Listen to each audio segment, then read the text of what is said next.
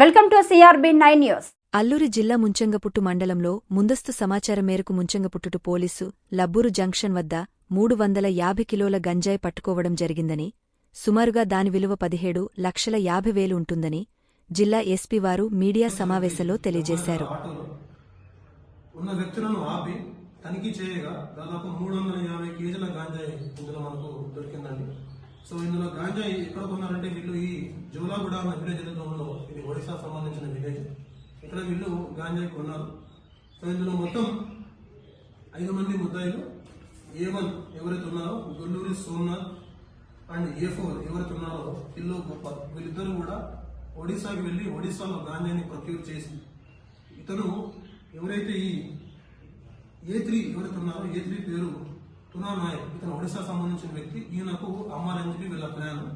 So A4 and A1 ఇద్దరు కూడా గాంజా వీళ్ళు ఒడిశాకి వెళ్ళి ప్రొక్యూర్ చేశారు. ఈ గాంజాని ఒక ఆటో మాడుకున్నారు. ఆటో అతని డ్రైవర్ పేరు సుకేరి గరిసం. ఈయన ఈ ఆటోలో గాంజాని జోలాగూడ విలేజ్ నుంచి జోలాపూర్ తీసుకెళ్దామని వీళ్ళ ప్లాన్. సో ఈ మధ్యలో మన ఎస్ఐ ఇంటర్సెప్ట్ చేసి ఇలా పట్టుకోవడం జరిగింది. ఈ ట్రాన్స్పోర్ట్ చేయడం కోసం ఈయన దాదాపు 10,000 రూపాయలు తీసుకుంటారని చెప్పేసి మనకున్న సమాచారం. సో ఇందులో A5 కూడా ఉన్నాడు. A5 ఇతను హెల్పింగ్, అంటే ఈ గాంజాని ప్యాక్ చేయడం, లోడ్ చేయడం లాంటి పని కూడా చేశాడు. సో ఇందులో మొత్తం 5 మంది ముద్దాయిలు. ఇందులో A1 అండ్ A2ని అరెస్ట్ చేస్తాం. రిమైనింగ్ ముద్దాయిని కూడా త్వరగా అరెస్ట్ చేస్తాం. ఇందులో సీజ్ చూస్తే కనుక ఆటో ఒకటి సీజ్ చేశాం. 350 కేజీల గాంజా 12 బ్యాగుల్లో సీజ్ చేస్తాం. దీని వర్త్ దాదాపు 17.5 lakhs దాకా ఉంటుందంటున్నారు. సో ఒక మొబైల్ ఫోన్, దాంతోపాటు ఒక 1000 కేజీల 1000 రూపీస్ క్యాష్ కూడా ఇందులో సీజ్ చేయడం జరిగింది. సో పోలీస్ పరంగా మాది ఒకటే మనమండి.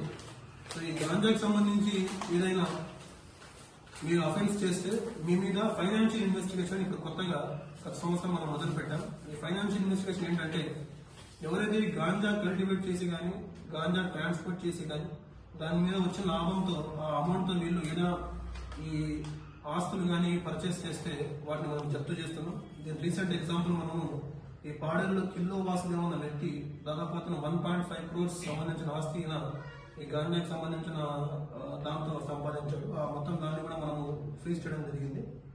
సో ఇవే కాకుండా పోలీస్ పరంగా మనం డ్రోన్స్ ఖచ్చితంగా యూజ్ చేస్తున్నాము. దాంతోపాటు శాటిలైట్ ఇమేజింగ్ కూడా యూజ్ చేస్తున్నాము.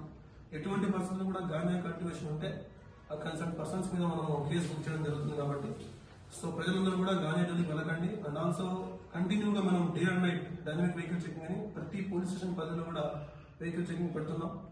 అలాగే విలేజెస్ ఎవరైనా కొత్త వాళ్ళు వచ్చినా, అంటే బయట నుంచి కానీ కొత్త వ్యక్తులు వచ్చినా కూడా వాటి సమాచారం తీసుకుని వెంటనే మాకు చేరవేస్తున్నారు. కాబట్టి ఎట్టి పరిస్థితుల్లో కూడా మీరు గాంజా అనేది ట్రాన్స్పోర్ట్ చేయడం అనేది